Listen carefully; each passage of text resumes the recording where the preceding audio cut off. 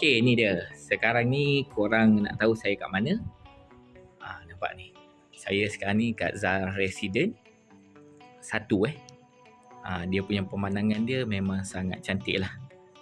Yang ini 1 dan dia akan buat lagi. Yang ini tak tahulah bila dia nak buat. Kalau bagi saya korang kena belilah. Korang kena beli ataupun yang mana nak sewalah di rumah Zara Semenyih ni.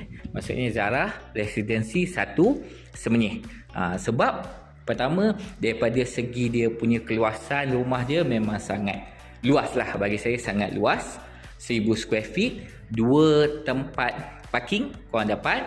Lepas tu depan saja Zara Resident ni korang ada apa? Ada bukan Bangi Gateway, Bangi Square 3. Dekat saja jalan kaki pun boleh sampai. Rosyamart, ST Rosyamart pun berdekatan juga. Saya nak tunjuk tak boleh, nanti saya tunjuk. Apa-apa pun memang Zara Resident memang tempat yang sangat baik untuk diduduki lah.